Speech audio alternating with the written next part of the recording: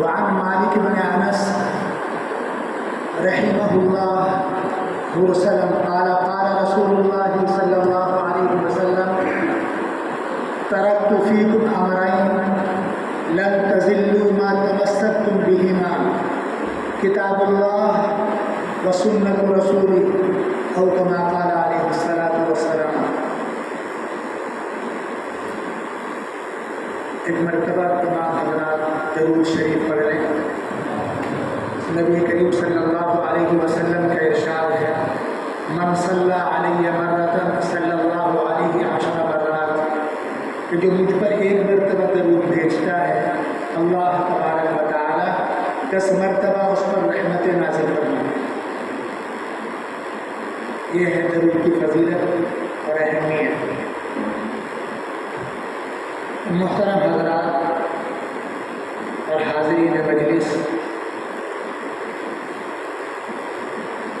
Programme کے ذمہ داران اور میرے معزز اور موقر مہمان، حضرت والا استاد الاساتذہ، جب میں یہاں آتا ہوں اور ان کی یادگار اس مسجد میں میرا آنا ہوتا ہے تو وہ یادیں تازہ ہوتی ہیں جو حضرت کے ساتھ وقت گزاری کے موقع پر آیا کرتی تھی۔ حضرت کی شفقتیں، محبتیں، حضرت کی تربیت کا انداز، بس کیا عرض کروں، کیا کہوں، زبان کچھ کہنے سے قاصر ہے۔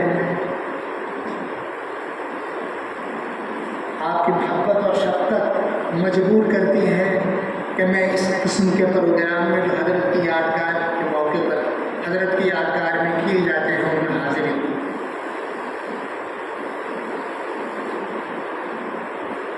اسی نظریے کے پیش نظر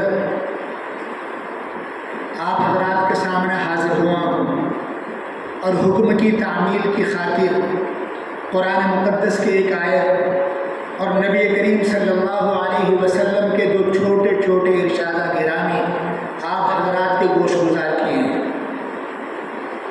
اللہ تعالیٰ مجھے بھی کہنے سے زیادہ عمل کی توفیق مرحمت فرمائے اور آپ حضرات کو بھی عمل کی توفیق سے نوازے۔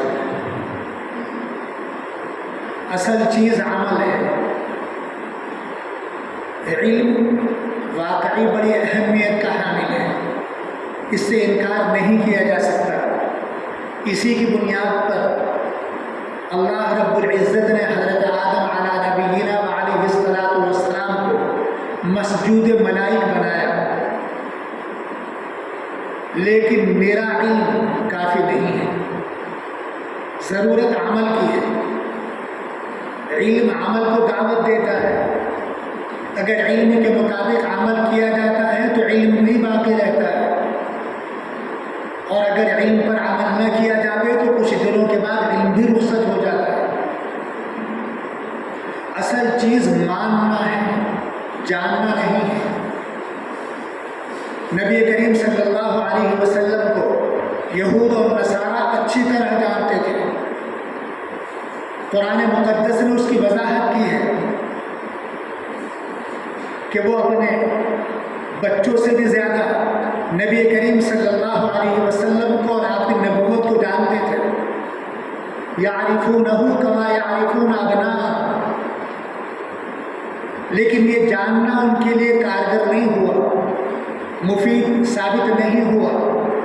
وہ نبی کریم صلی اللہ علیہ وسلم کی زبان سے ملعون ٹھہرے۔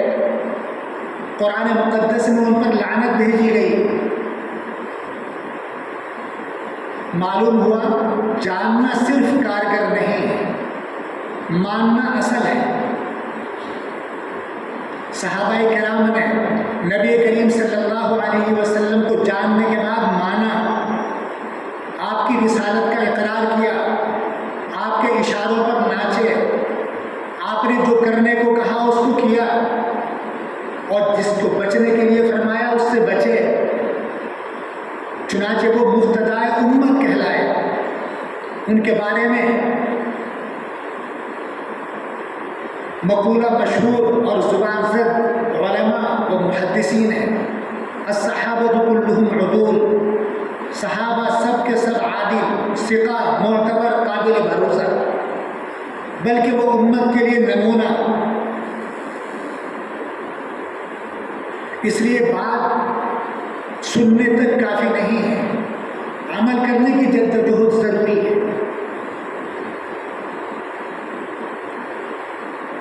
نبی کریم صلی اللہ علیہ وسلم کی تشریف آوری سے پہلے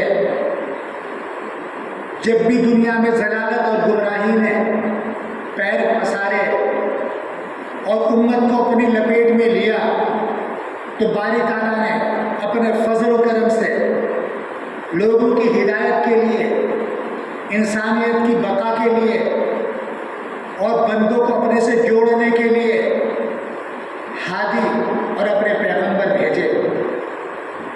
انہوں نے آ کر محنت کی، جدوجہد کی، جس کی برکت سے اللہ کے بندے اللہ سے جڑے، اور جنہوں نے ان کی باتوں پر عمل کیا وہ کامیاب ہوئے، کامران کہلائے، اللہ کا قرب اور رضا ان کو نصیب ہوا۔ اور جنہوں نے منہ موڑا وہ راندہ درگاہ کہلائے،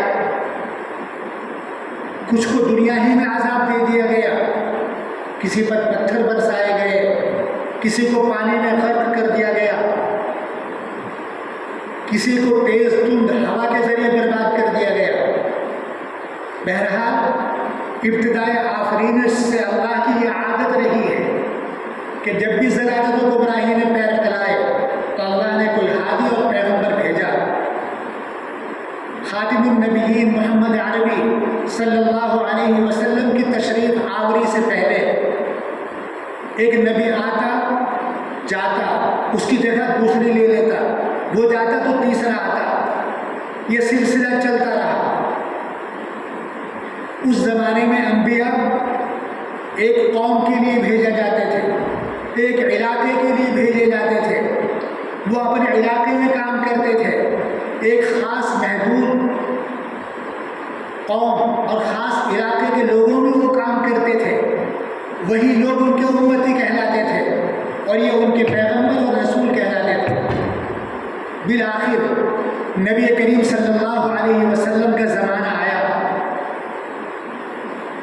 جب دنیا ضلالت و گمراہی میں ڈوب چکی تھی،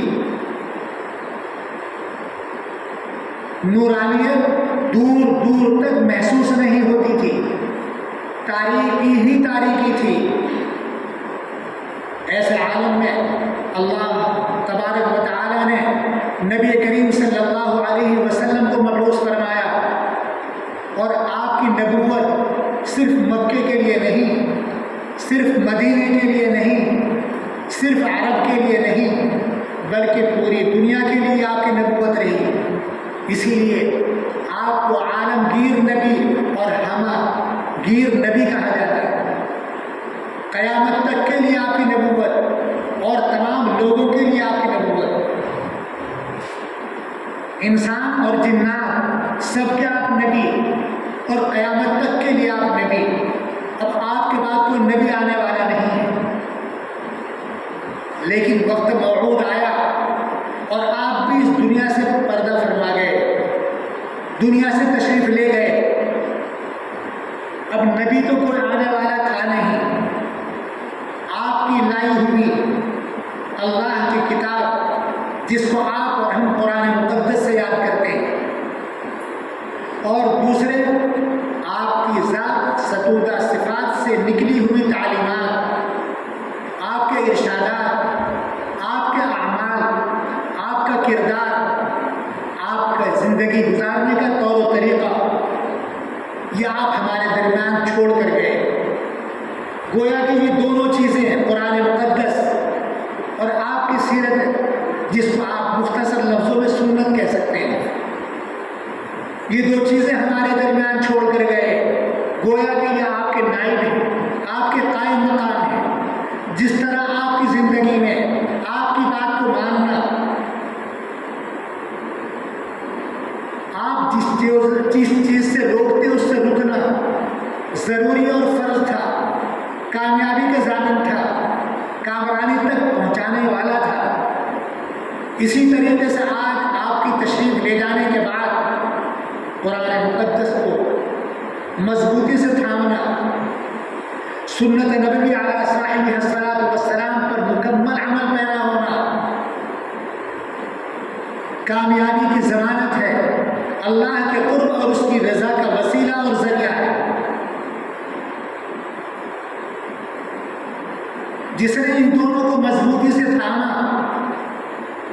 اور اپنی زندگی میں ان پر عمل پیرا رہے، وہ سرخ رو ہوں گے، اللہ کی رضا ان کو میسر آئے گی، اللہ کا قرب ان کو نصیب ہوگا۔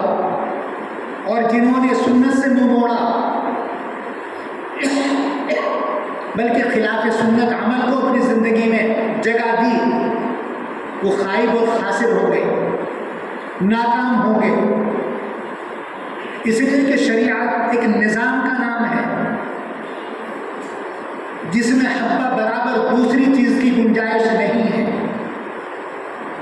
اللہ تبارک و تعالیٰ نے حضور کی زندگی میں اعلان کر دیا ہے، الیوم اکملت لکم دینکم واتممت علیکم نعمتی ورضیت لکم الاسلام دینا۔ اللہ رہتی دنیا تک اسلام کو تمہارے لیے پسند کر چکے ہیں، اب کوئی اور دین اللہ کی نظر میں پسندیدہ اور مقبول ہونے والا نہیں ہے۔ اسلام کے جو طور و طریق ہیں وہی اللہ کو پسندیدہ اور مرغوب ہے۔ ان سے ہٹ کر کوئی کام کتنا بھی اچھا نظر آئے لیکن وہ مردود ہے، جس کو ہمارا حضرت عائشہ رضی اللہ تعالی عنہ بیان کرتی ہیں، من احدث فی امرنا ھذا ما لم یکن فہو رد، او کما قال علیہ الصلوۃ والسلام، کہ جو دین کے اندر کوئی نئی بات ایجاد کرے جس کا شریعت اور دین سے کوئی تعلق نہ ہو، بھلے سے وہ کتنی دل کو لبھانے والی ہو، لیکن وہ مردود ہے، مردود ہے، اس کی کوئی قدر و قیمت نہیں ہے۔ کوئی نئی چیز پیدا کر کے اسلام میں داخل کرنا، خلاف سنت عمل کرنا، یہ تو بہت دور کی بات ہے۔ شریعت کے کاموں کو معمولی سے ہٹ کر انجام دینا، یہ بھی آدمی کو برباد کر دیتا ہے اور اس کے عمل کو رائگاں اور ضائع کر دیتا ہے۔ ایک مرتبہ حضرات صحابہ تشریف فرما تھے، بیٹھے ہوئے تھے، دل میں یہ بات آئی کہ دن کے اعمال تو ہم نبی کریم صلی اللہ علیہ وسلم کے دیکھتے رہتے ہیں، آپ کیا کر رہے ہیں ہماری نظروں کے سامنے ہے، پتہ لگانا چاہیے کہ رات کے اعمال آپ کے کیا ہیں، رات میں آپ کن کاموں کو انجام دیتے ہیں۔ چونکہ ان کے اندر تڑپ تھی، ولولہ تھا، جذبہ تھا کہ جو حضور کو کرتے ہوئے دیکھے وہ کریں، حضور جو ارشاد فرمائے اس کو اپنی زندگی میں لے لیں۔ تو دن میں تو آپ کے کام کاج صحابہ کے سامنے تھا، جو حضور کرتے وہ صحابہ کرتے، لیکن دل میں داعیہ پیدا ہوا کہ رات کی باتوں کا پتہ لگایا جائے، رات کے کاموں کا پتہ لگایا جائے تاکہ ہم ان کو اپنی زندگی میں لائیں۔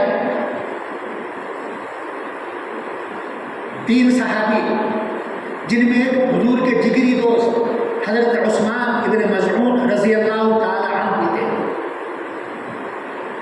گھر پر پہنچے،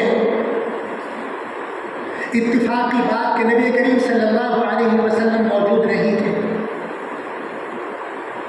پردے کے پیچھے حضرت عائشہ رضی اللہ عنہا موجود تھی۔ جانے والے حضرات نے اپنے آنے کا مقصد ذکر کیا اور پوچھا کہ ہم آپ کے رات کے اعمال جاننا چاہتے ہیں، آپ ارشاد فرمائیں۔ حضرت عائشہ رضی اللہ تعالی عنہا نے ذکر کیا کہ آپ عشاء کی نماز پڑھتے ہیں اور جلدی سو جاتے ہیں، جب تقریباً رات کا 1/3 یا اس کے قریب باقی رہتا ہے تو آپ اٹھ کر 8 رکعات یا 12 رکعات نفل پڑھتے ہیں اور اس کے بعد وتر ادا فرماتے ہیں۔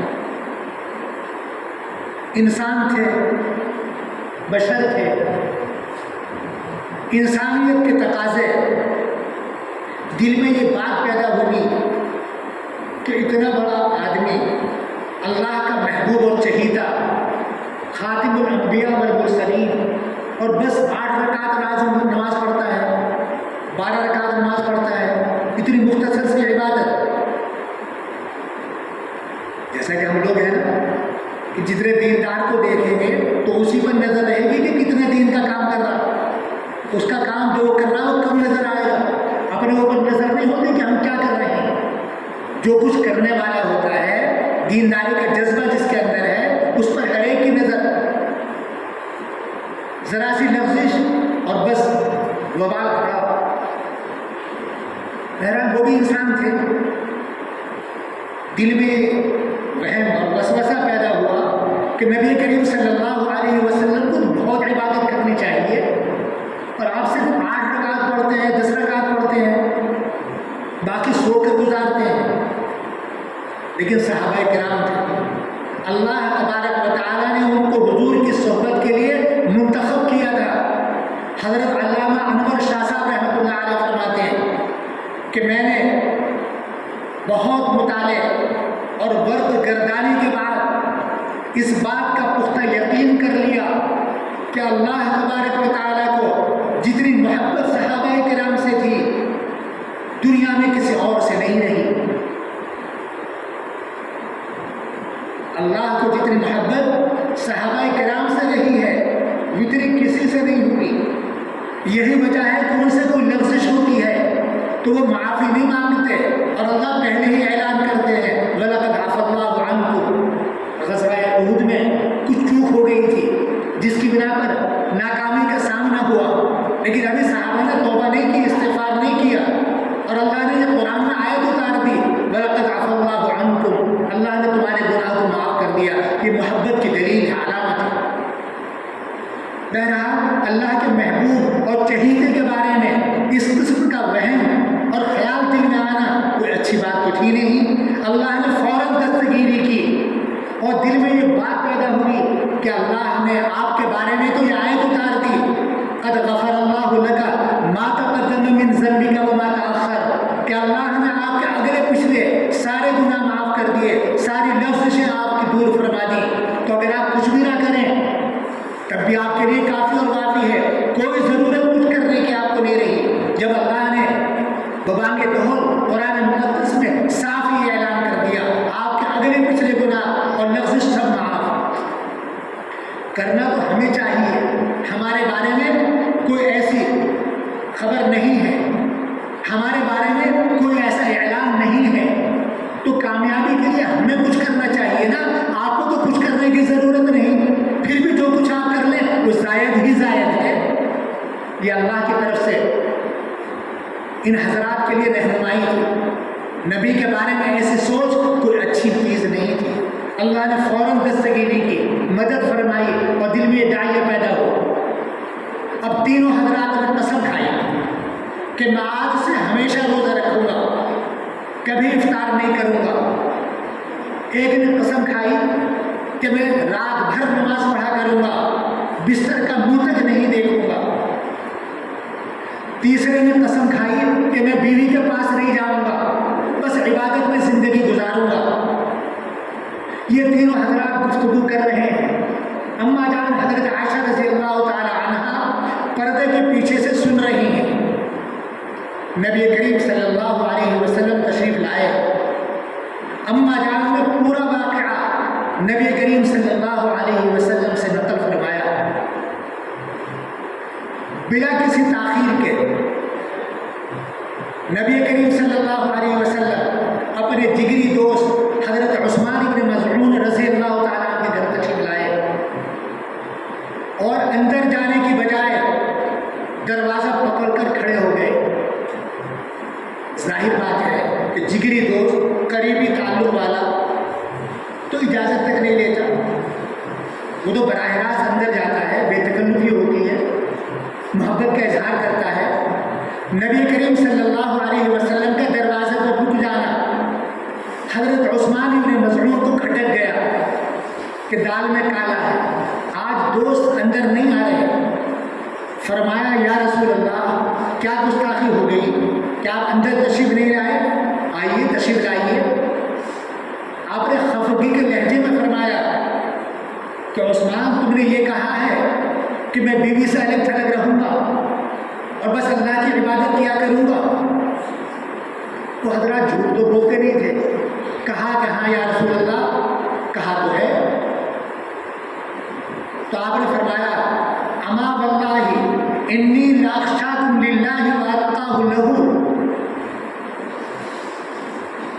انا اصوم وافطر واصلی وارقد وانا اتزوج النساء فمن رغب عن سنتی فلیس منی، او کما قال علیہ الصلوۃ والسلام، کہ کیا تم مجھ سے زیادہ متقی بننا چاہتے ہو؟ کیا مجھ سے زیادہ تم عمل کرنا چاہتے ہو؟ میں تم سب سے زیادہ اللہ سے ڈرنے والا ہوں اور میں سب سے زیادہ تقوی کا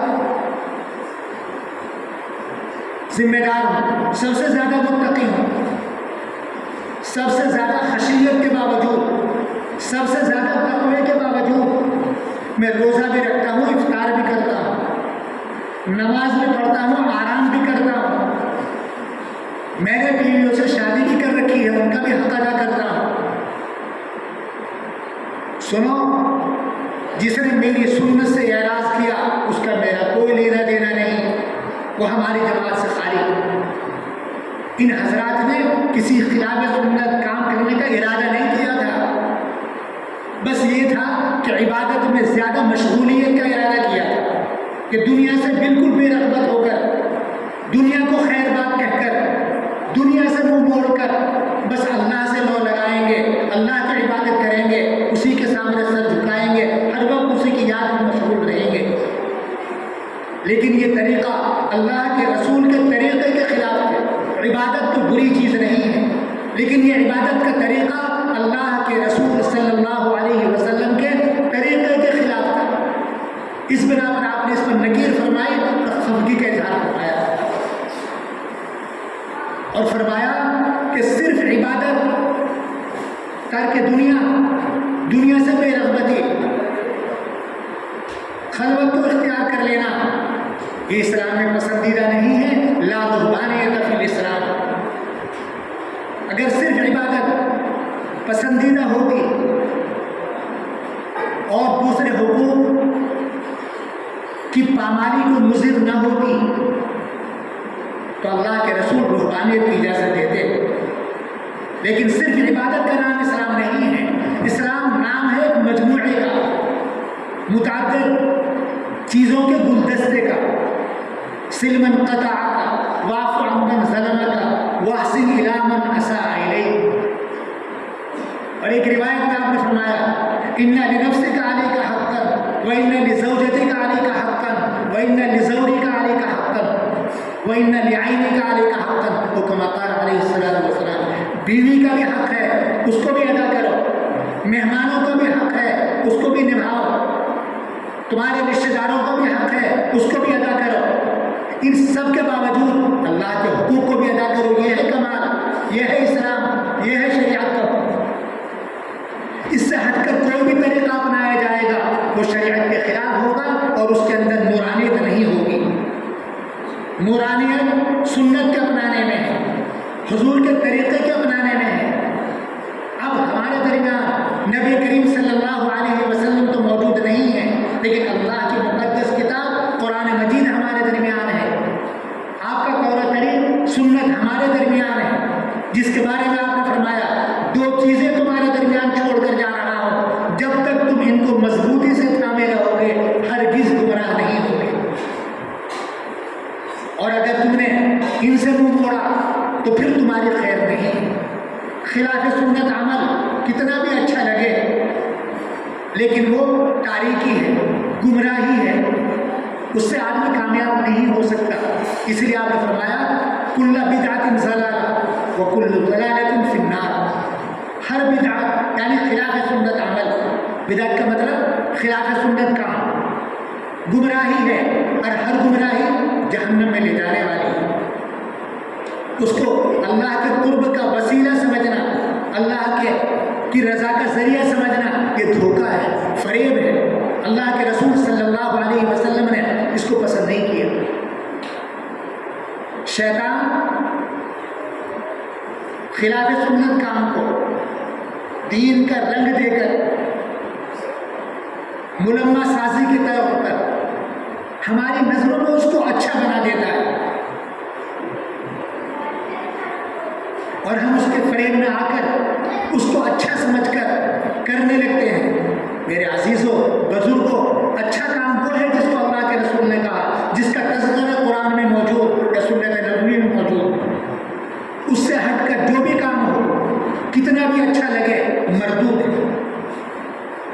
ایک مرتبہ نبی کریم صلی اللہ علیہ وسلم کی بیماری کے زمانے میں ازواج مطہرات اکٹھے تھے، آپ چادر اوڑھے ہوئے لیٹے تھے۔ ایک بیوی نے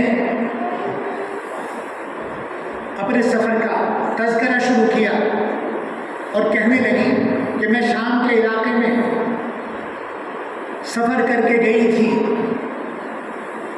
تو میں نے دیکھا کہ وہاں کے لوگ اپنے چودھریوں کا، اپنے مالداروں کا، اپنے باوقار لوگوں کا بڑا احترام کرتے ہیں، بڑا اعزاز کرتے ہیں، ان کو سر پر بٹھاتے ہیں اور ان کی بڑی توقیر اور عزت کرتے ہیں۔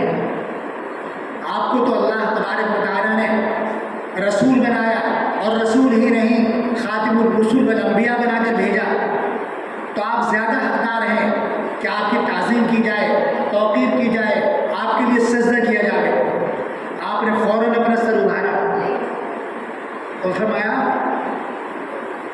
لعنت اللہ علی الیہود والنصارى اتخذوا قبور انبیائہم مساجدا، کہ لعنت ہے یہود اور نصارہ پر، انہوں نے اپنی انبیاء کی قبروں کو مسجد بنا دیا۔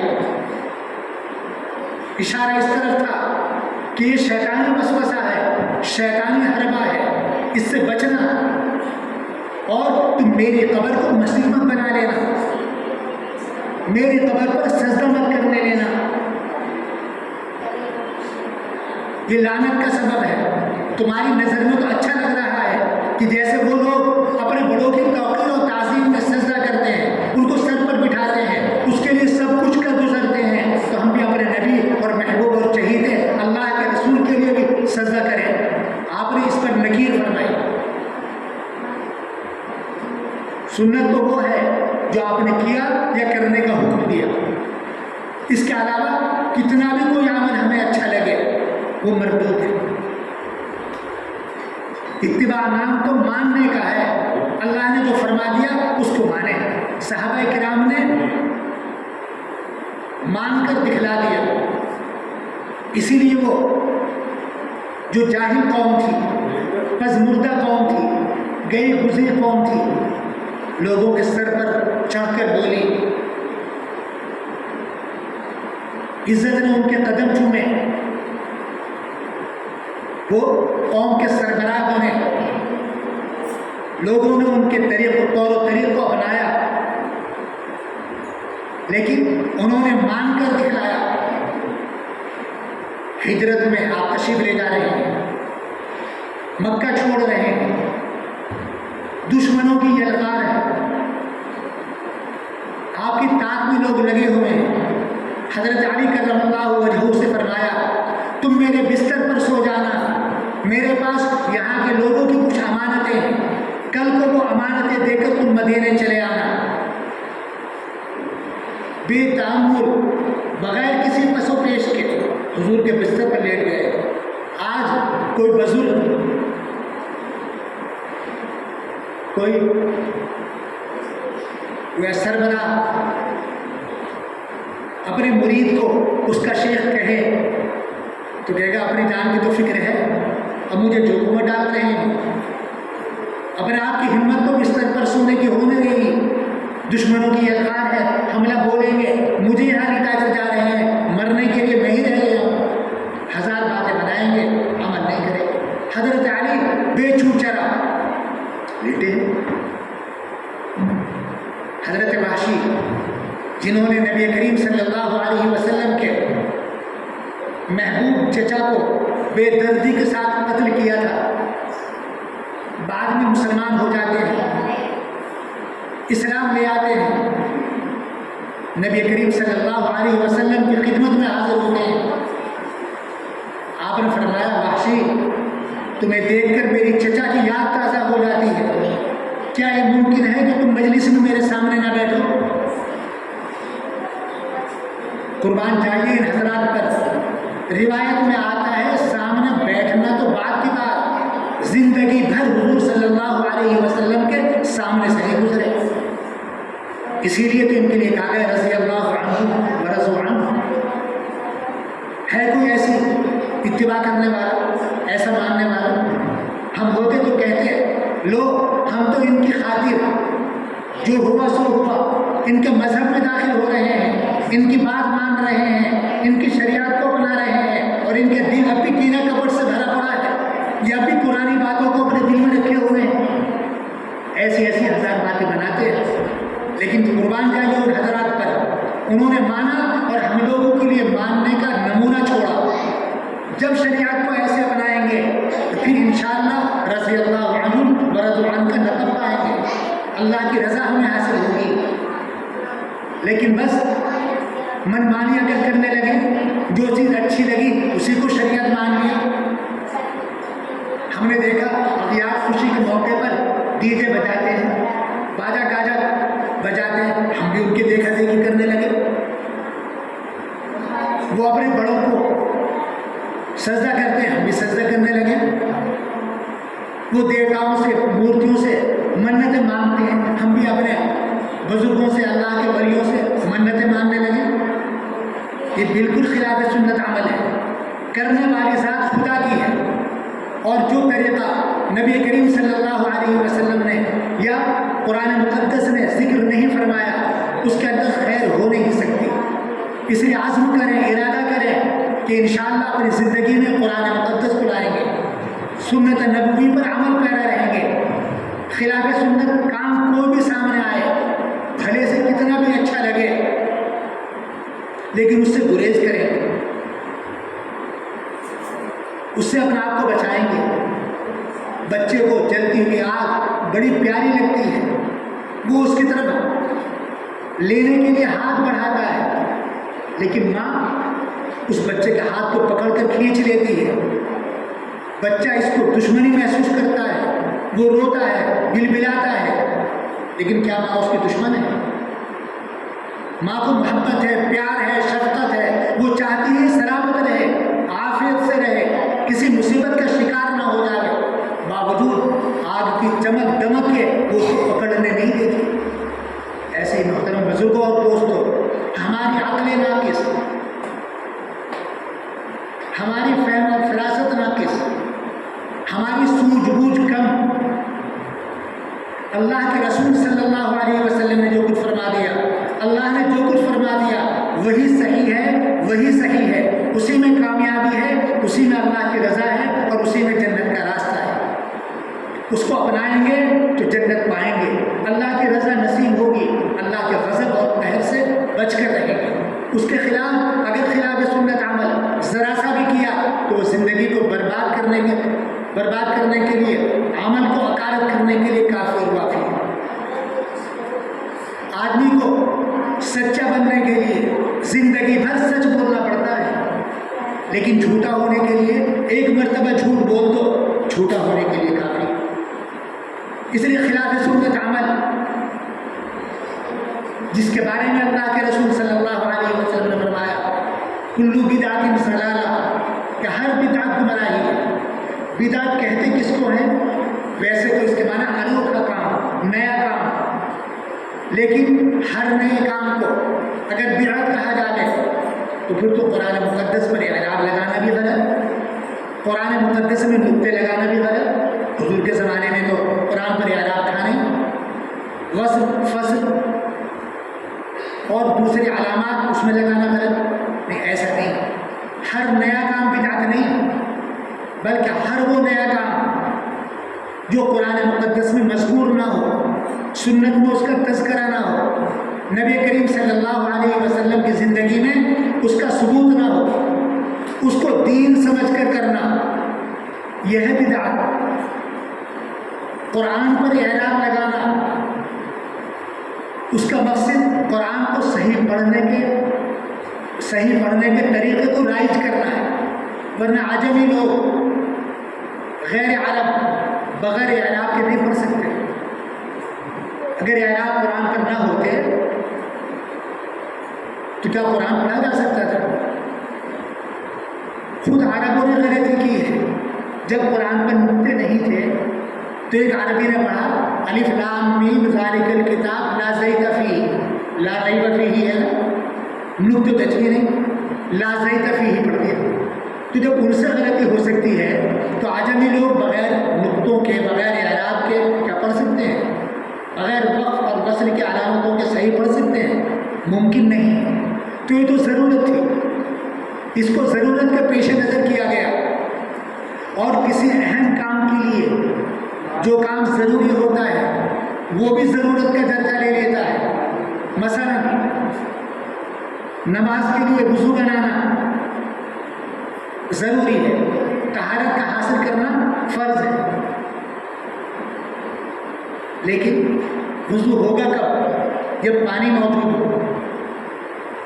پانی کو موجود کرنے کے لیے رسی کا لانا، کنویں میں ڈول کا ڈالنا اور وہاں سے پانی کی فراہمی کرنا، یہ بھی اہمیت کا حامل ہے، اس کو بدعت نہیں کہیں گے۔ صاحب رسی ڈول یا آج کل کے جو کنویں اور ٹیوب ویل چل رہے ہیں یہ ضرورت کی بنیاد پر ہے، بغیر اس کے وضو نہیں ہو سکتا۔ اور اللہ کے برگزیدہ بندوں نے جن کا ذکر اور اذکار کی بنیاد پر قلب منور ہو جاتا ہے، صاف شفاف ہو جاتا ہے، ان کی زبان اللہ بن جاتے ہیں، ان کی آنکھ اللہ بن جاتے ہیں، وہ صحیح چیز کو دیکھتے ہیں، صحیح بات بولتے ہیں، صحیح بات کو سنتے ہیں۔ ایک عالم ابر علم کے ظلم میں ایک بزرگ صاحب نسبت کے پاس پہنچتے ہیں اور جا کے سوال کرتے ہیں کہ وضو بنانا تو ہے فرض نماز کے لیے، اور وضو میں چہرہ دھونا فرض، لیکن طریقہ جو ہمیں تعلیم کیا گیا ہے اس میں کیا ہے؟ پہلے گٹوں تک ہاتھ دھو، اس کے بعد کلی کرو، اس کے بعد ناک میں پانی ڈالو، اس کے بعد چہرے کا نمبر آتا ہے۔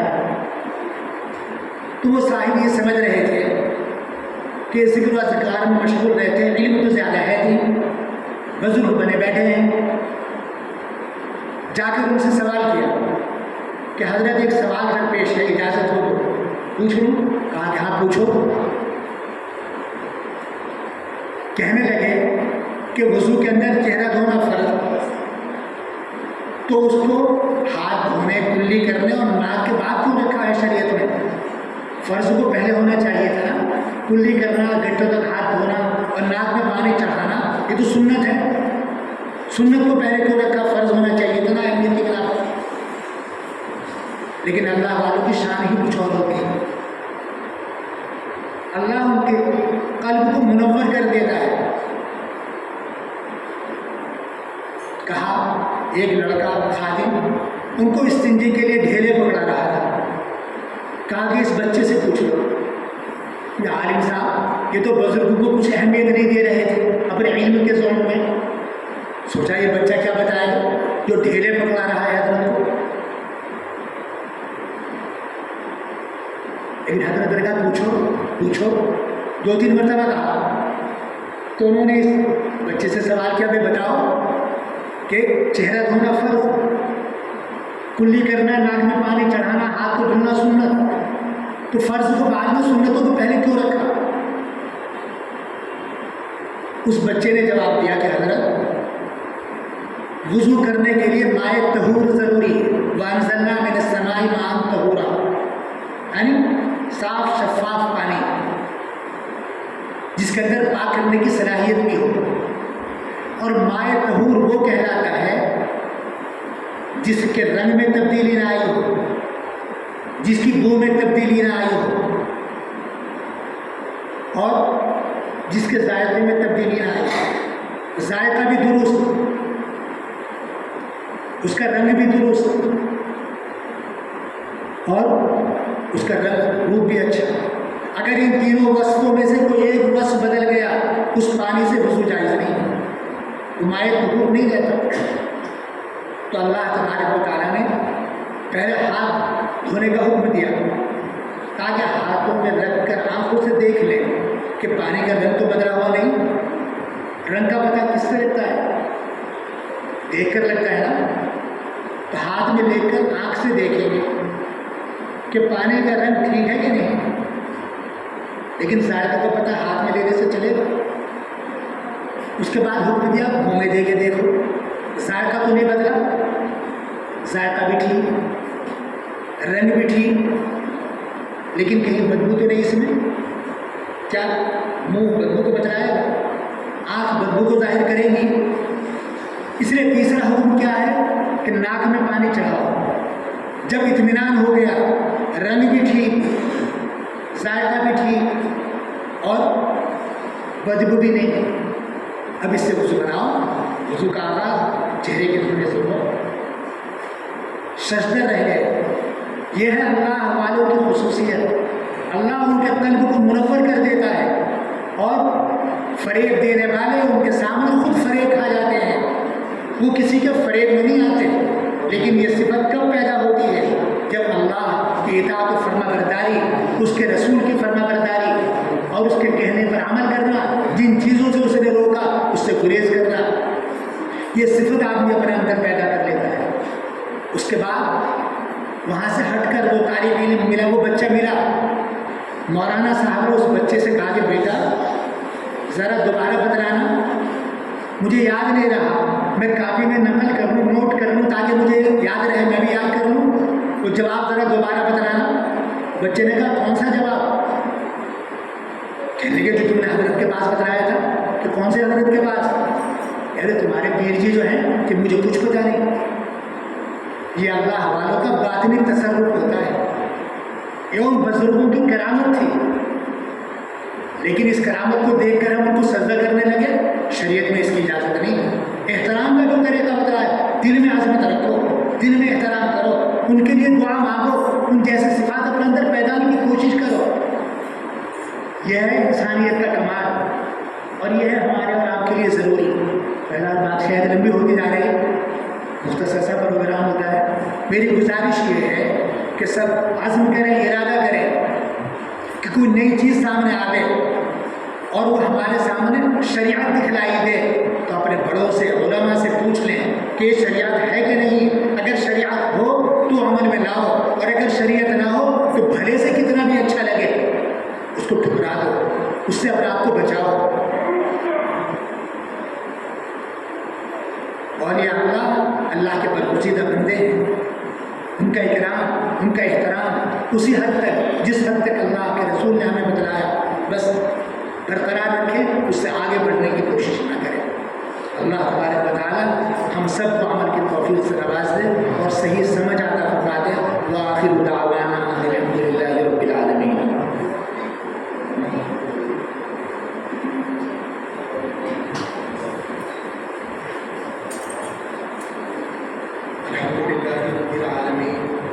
والصلاة والسلام على سيد المرسلين وعلى آله وأصحابه أجمعين.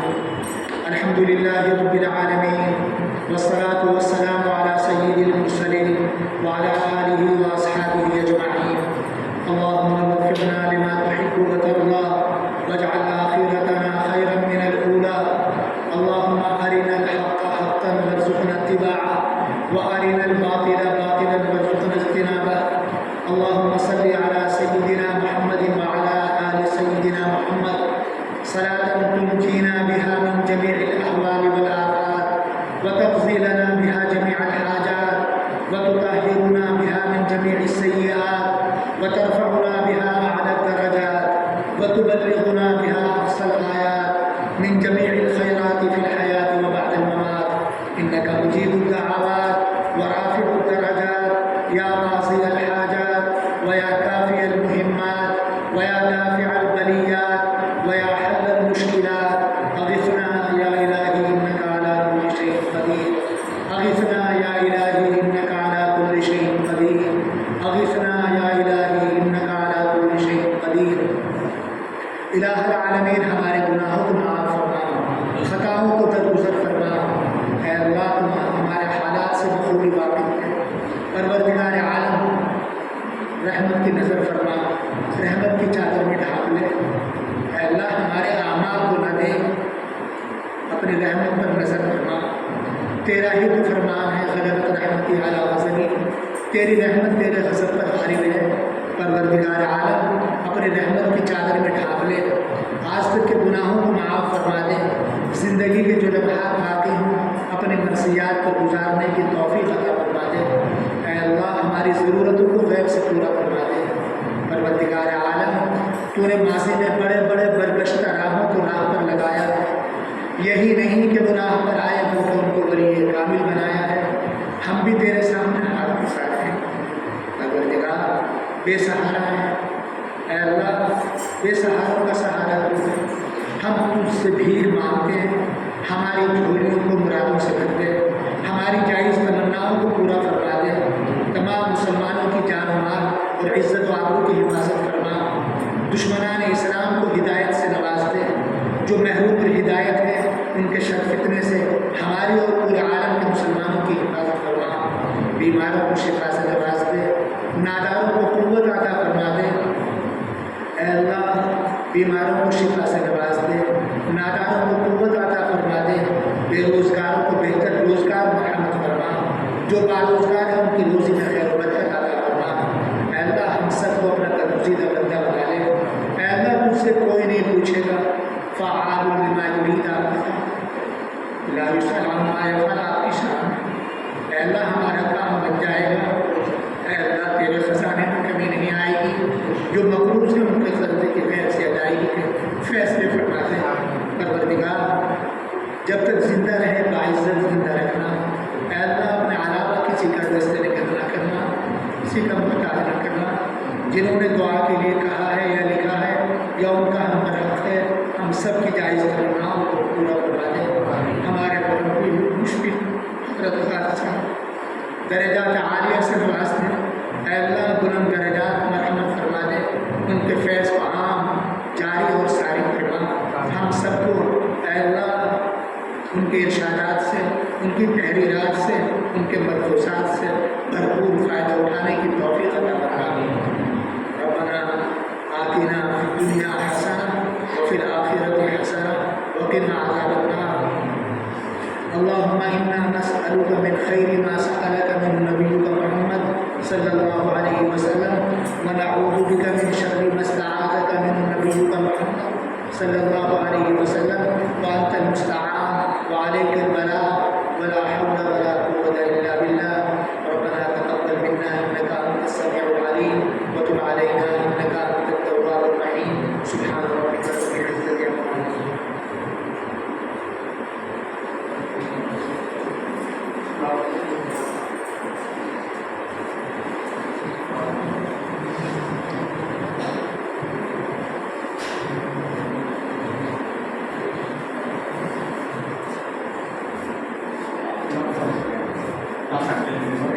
Thank you.